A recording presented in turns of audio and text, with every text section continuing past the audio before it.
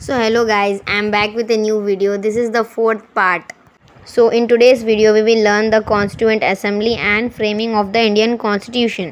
पहले हमें पता होना चाहिए कि कॉन्स्टिट्यूशन क्या है. Constitution is a book and it is a set of rules and regulations that has to be followed by the citizens of the country.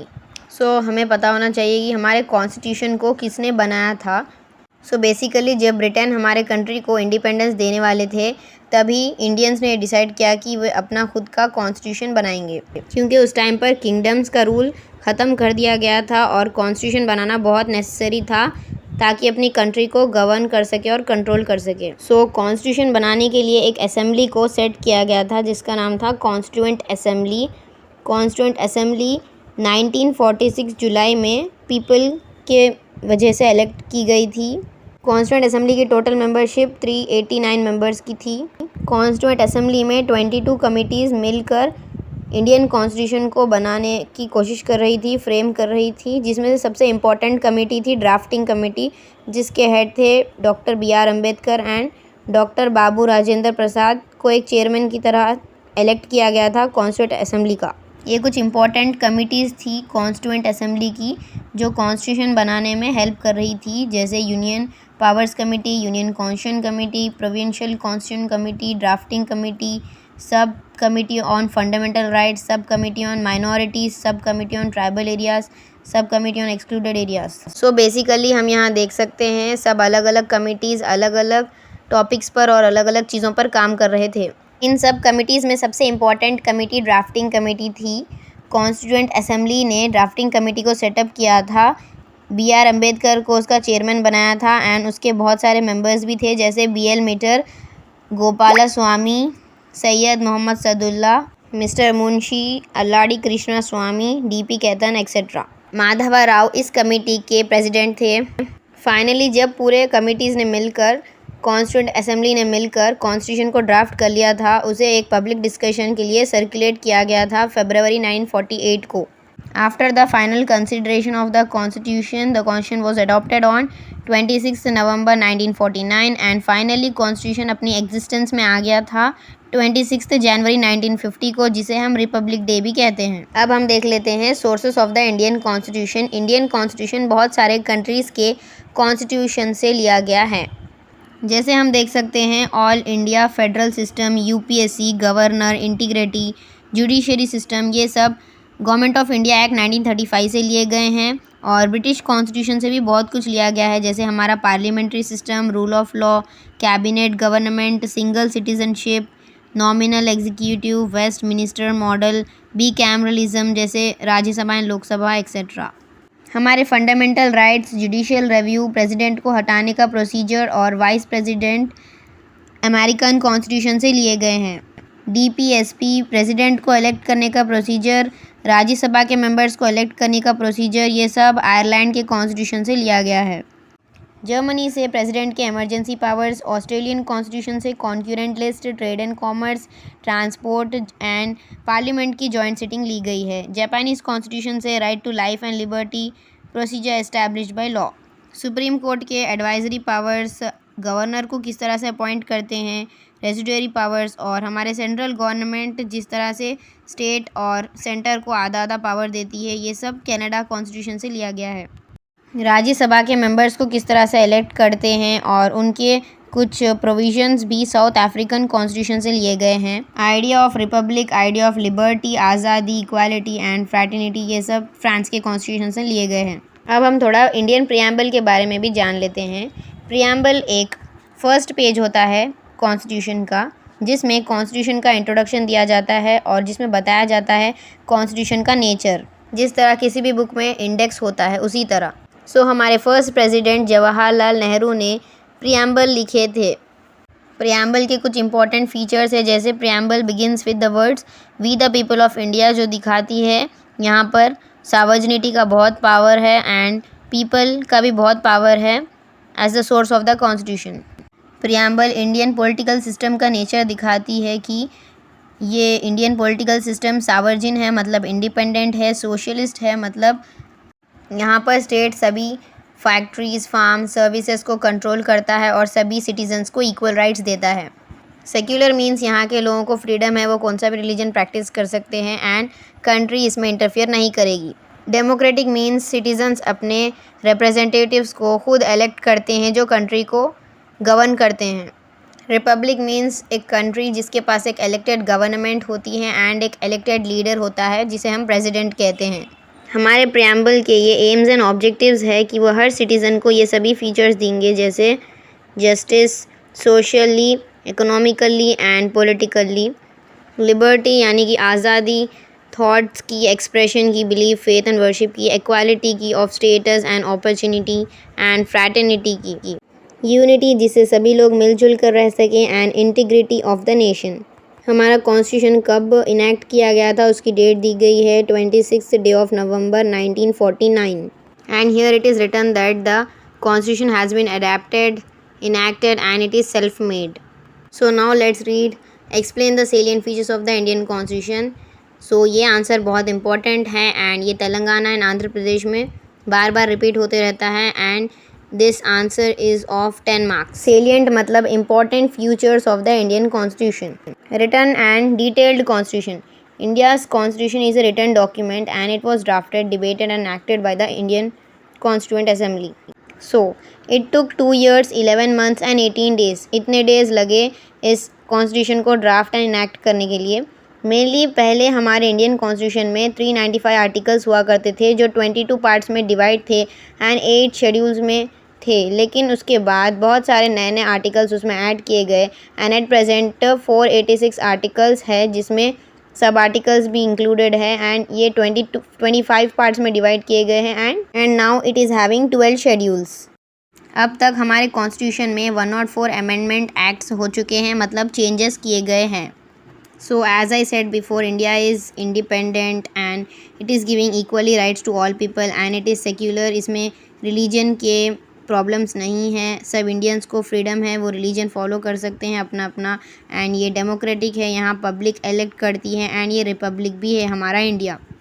India के कॉन्स्टिट्यूशन को अडेप्ट करने के बाद ही इंडिया में ये सब फीचर्स आ सके हैं and India is empowered to act with the complete freedom. India को ये पावर है कि वो कंप्लीट फ्रीडम और इंडिपेंडेंस के साथ काम कर सकता है, अपने सावर्जिन पावर के साथ, इंडिपेंडेंट पावर के साथ। सोशलिस्ट एंड सेक्युलर ये दो वर्ड्स इंडियन कॉन्स्टिट्यूशन में 1976 में 42nd अमेंडमेंट एक्ट के साथ ही लाए गए हैं। Noble aims and objectives. Indian constitution में कुछ अच्छे एम्स एंड ऑब्जेक्टिव्स दिए गए हैं जैसे कि ये सभी सिटीजन्स को जस्टिस देता है यानी इंसाफ देता है सोशल मैटर्स में, इकोनॉमिक मैटर्स में एंड पॉलिटिकल मैटर्स में एंड ये सभी सिटीज़न को लिबर्टी, आज़ादी प्रोवाइड करता है सभी चीज़ों में। इंडियन कॉन्स्टिट्यूशन सभी इंडियंस को इक्वालिटी देता है स्टेटस में एंड अपॉर्चुनिटीज़ में एंड हमारा इंडियन कॉन्स्टिट्यूशन हमारी फ्रैटर्निटी को एंड इंडिविजुअल्स की डिग्निटी को और उनके बीच यूनिटी को और हमारे कंट्री की इंटीग्रिटी को बचा कर रखता है। Combination of rigidity and flexibility. हमारे इंडियन कॉन्स्टिट्यूशन को अमेंडमेंट्स करने के लिए, चेंजेस करने के लिए कुछ मेथड्स होते हैं। हमारे पास दो भी मेथड्स अवेलेबल है, जैसे rigid methods very strict procedure and flexible methods very simple and easy methods. हमारी जो यूनियन पार्लियामेंट है, राज्यसभा एंड लोकसभा, वो लोग हमारे कॉन्स्टिट्यूशन के कुछ पार्ट्स को सिंपल मेजॉरिटी से उनमें चेंजेस कर सकते हैं, जैसे कि अगर न्यू स्टेट्स बनाने हो, अगर या फिर स्टेट्स के बाउंड्रीज़ को चेंज करना हो या फिर सिटीजनशिप के रिगार्डिंग कोई रूल्स को चेंज करना हो तो उसके लिए सिंपल मेजॉरिटी ज़रूरत पड़ती है पार्लियामेंट में। लेकिन कुछ मैटर्स ऐसे होते हैं जो फंडामेंटल राइट्स के होते हैं एंड डायरेक्टिव प्रिंसिपल्स के होते हैं, क्योंकि ये बहुत इंपॉर्टेंट मैटर्स है इसीलिए इसके अंदर स्ट्रिक्ट मेथड्स होते हैं एंड इसमें 2/3 मेजॉरिटी का एक्सेप्टेंस होना बहुत ज़रूरी है किसी भी अमेंडमेंट में, both the houses of parliament में। Unitary and federal features. Unitary मतलब सिंगल गवर्नमेंट या सेंट्रल गवर्नमेंट का पावर होना, फेडरल मतलब सेंट्रल का भी पावर होना एंड अपने स्टेट्स के भी पास कुछ अपने अपने पावर्स होना। हमारा इंडियन कॉन्स्टिट्यूशन कहता है कि इंडिया फेडरल है स्ट्रक्चर में, लेकिन इसकी स्पिरिट यूनिटरी है, मतलब जब इमरजेंसीज हो जाती है कंट्री में तब इंडिया यूनिटरी हो जाता है, सिर्फ सेंटर के पास पावर आ जाता है, लेकिन जब नॉर्मल रहता है टाइम, उस टाइम पर स्टेट्स के पास भी अपना अपना पावर होता है, वे अपने स्टेट्स को कंट्रोल कर सकते हैं, इसे फेडरल सिस्टम कहते हैं। हमारे इंडियन कॉन्स्टिट्यूशन में कुछ यूनिटरी फीचर्स भी होते हैं, जैसे कि सिर्फ सिंगल सिटीजनशिप होना, सिंगल जुडिशरी होना एंड सिंगल इलेक्शन कमीशन रहना and governors acting as the agent of the union government. At the same time Indian constitution में कुछ फेडरल फीचर्स भी है, जैसे कि हमारा कॉन्स्टिट्यूशन जो रिजिड है, रिटर्न है एंड सुप्रीम है, and 2 levels of the government, upper house and lower house, and bicameralism, representation of the states in the upper chamber of union legislature. इसका मतलब होता है हर एक स्टेट के मेंबर के लिए राज्यसभा में सीट्स रिजर्व किए जाते हैं। 6th, parliamentary government. As I said you before, from the British parliamentary system, the Indian constitution has adapted the parliamentary government at central and state levels. लेकिन हमारे इंडिया में ब्रिटिश का हेरिडिटरी मोनार्की यानी kingdom system adopt नहीं किया गया था। Instead हमारे पास हमारे इंडियन कॉन्स्टिट्यूशन के मेकर्स ने हमें आयरिश टाइप का इलेक्टेड प्रेसिडेंट सजेस्ट किया इंडिया के लिए। एंड बाकी सभी फीचर्स जैसे कि 2 एग्जीक्यूटिव हेड्स, प्राइम मिनिस्टर की लीडरशिप, कलेक्टिव रिस्पॉन्सिबिलिटी, ये सब ब्रिटिश पॉलिटिकल सिस्टम से ली गई है। Independent judiciary. हमारे कॉन्स्टिट्यूशन ने इंडियंस को एक इंडिपेंडेंट और इंटीग्रेटेड जुडिशरी दिया है ताकि वो लोग किसी से बिना डरे इंडियंस को इंसाफ दे सकें। इसीलिए supreme court and high court के पास पावर है कि वो बिना डरे या बिना किसी फेवर के एग्जीक्यूटिव और लेजिस्लेटिव ऑर्गन्स के खुद से अपने फैसले सुना सकते हैं और जस्टिस मेंटेन कर सकते हैं। जुडिशरी को पूरा पावर है कि वो सब अपने जजेस को अपॉइंट कर सकते हैं, उनका टाइम पीरियड डिसाइड कर सकते हैं, उनकी सैलरीज, उनके सर्विस कंडीशंस और प्रमोशंस भी डिसाइड कर सकते हैं। Directive principles of the state policy, DPSP। हमारे इंडियन कॉन्स्टिट्यूशन में पार्ट 4 में आर्टिकल 36 से 51 तक ये सभी डायरेक्टिव प्रिंसिपल्स दिए गए हैं। ये सभी प्रिंसिपल्स आयरिश कॉन्स्टिट्यूशन से लाए गए हैं और ये प्रिंसिपल्स हमारे इंडिया को ट्रांसफॉर्म करेंगे, ये सोच के लाया गया था कि इंडिया वेलफेयर स्टेट बनेगा, गांधीयन स्टेट और एक लिबरल और अच्छा स्टेट बनेगा। फंडामेंटल राइट्स, ये सबसे इम्पॉर्टेंट पार्ट है हमारे कॉन्स्टिट्यूशन का। हमारे कॉन्स्टिट्यूशन का लिबरल डेमोक्रेटिक नेचर इस फंडामेंटल राइट्स में दिखाई देता है। ये पार्ट 3 में आर्टिकल 12 से 35 तक कॉन्स्टिट्यूशन में दिए गए हैं, जिसमें बताया गया है कि सभी इंडियन सिटीजन्स को राइट्स है कि वो अपनी ज़िंदगी को खुशी से जी सकते हैं बिना किसी रिस्ट्रेंट्स के, and nobody including the government is allowed to interfere with this rights. And जो जुडिशियल ऑर्गेनाइजेशंस हैं जैसे high courts, district courts and supreme court, country में सिटीजन्स की हेल्प करते हैं उनके राइट्स को सेफ और प्रोटेक्ट करने में। इनिशियली यानी स्टार्टिंग में हमारे पास 7 फंडामेंटल राइट्स थे, लेकिन right to property fundamental rights की लिस्ट से डिलीट किया गया है। So at present we are having 6 fundamental rights. These are first one, right to equality article 14 to 18, and right to freedom article 19 to 22, and right to against exploitation article 23 and 24, right to religion article 25 से 28, cultural and educational rights article 29 and 30, right to constitutional remedies जो दिए गए हैं article 32 में। Next future है fundamental duties. हमारे Indian citizens को कुछ फंडामेंटल ड्यूटीज़ भी दिए गए हैं ताकि वो इन्हें परफॉर्म कर सकें। बेसिकली हमारे ओरिजिनल कॉन्स्टिट्यूशन में जो 1950 में बनाया गया था उसमें फंडामेंटल ड्यूटीज़ की लिस्ट नहीं दी गई थी, लेकिन आर्टिकल 51A में पार्ट 4A में based on the recommendation of the Swaran Singh committee कुछ फंडामेंटल ड्यूटीज़ को लाया गया था।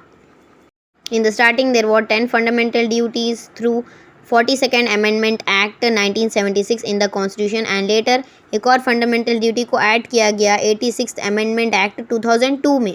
Eight present there are 11 fundamental duties, जिसमें से कॉन्स्टिट्यूशन को, नेशनल फ्लैग को एंड नेशनल एंथम को रेस्पेक्ट करना एक फंडामेंटल ड्यूटी है, और वायलेंस नहीं करना भी एक फंडामेंटल ड्यूटी है। पब्लिक प्रॉपर्टी को प्रोटेक्ट करना एंड साइंटिफिक टेम्पर को डेवलप करना, ये सब फंडामेंटल ड्यूटीज़ होते हैं। Next, single citizenship. हमारे इंडियन कॉन्स्टिट्यूशन ने हर सिटीज़न को जो यहाँ पर बर्थ लेता है या फिर यहाँ पर एक सर्टेन टाइम पीरियड के लिए रह जाता है, वो यहाँ का सिटीज़न बन जाता है, एंड उस सिटीज़न को यहाँ बहुत सारे फैसिलिटीज़ दिए जाते हैं। ये भी एक इंडियन कॉन्स्टिट्यूशन का फीचर है। 12th, universal adult franchise. इसका मतलब है हर सिटीज़न जो 18 ईयर्स ऑफ एज के अबव हो जाता है उसको राइट है कि वो वोट कर सकता है, और उसको किसी भी भेदभाव से रोका नहीं जा सकता based on the discriminations like caste, gender, religion, creed, property, language etcetera. लेकिन सिर्फ जो लोग 18 ईयर्स के अबव है उन्हीं को ये राइट दिया जाता है। 13, बिकैमरलिज्म। हमारे इंडियन कॉन्स्टिट्यूशन ने बिकैमरलिज्म को नेशनल लेवल पर इंट्रोड्यूस किया है। बिकैमरलिज्म मतलब हमारा इंडियन पार्लियामेंट 2 हाउसेस में कॉम्प्राइज्ड है। Lower house is Lok Sabha and the upper house is Rajya Sabha. Lok Sabha के मेंबर्स डायरेक्टली इलेक्ट किए जाते हैं एंड राज्यसभा के मेंबर्स इनडायरेक्टली इलेक्ट किए जाते हैं। ये लोग मिलकर हमारे कंट्री के डिसीजंस को लेते हैं। 14 पंचायत राज एंड नगर पालिका एक्ट्स। ये एक बहुत इंपॉर्टेंट फीचर है क्योंकि गांधी जी ने पहले ही हमें ये कहा था कि लोकल गवर्नमेंट्स को स्ट्रेंथन करना बहुत ज़रूरी है, जैसे कि पंचायत एंड ग्राम सभा एक्सेट्रा। एक्चुअली पंचायत वो गवर्नमेंट होती है जो लोकल लेवल पर काम करती है, जो गाँव में काम करती है, एंड जो म्यूनसिपैलिटीज़ एंड म्यूनसिपल कॉर्पोरेशंस होते हैं वह पंचायत सिस्टम में आते हैं। इंडिया के इंडिपेंडेंस होने के पहले बहुत सारे स्टेप्स लिए गए थे ताकि लोकल गवर्नमेंट्स को स्ट्रेंथन किया जा सके। Later on 73rd and 74th constitutional amendment acts बनाए गए, जैसे कि panchayat raj and nagar palika acts in the year 1992। 15th special provisions relating to schedule caste and schedule tribes. Indian constitution में ये दिया गया है और मेंशन किया गया है कि जो वीकर सेक्शंस होते हैं सोसाइटी के, उनको एजुकेशनल एंड एम्प्लॉयमेंट के मैटर्स में अपॉर्चुनिटीज़ ज़्यादा दी जानी चाहिए ताकि उन ट्राइब्स को डेवलप किया जा सके। इसीलिए गवर्नमेंट एससीज़ एंड एसटीज़ के लिए बहुत सारे फैसिलिटीज़ प्रोवाइड करती है और उन्हें बहुत सारी जगहों पर सीट्स फ्री होती है।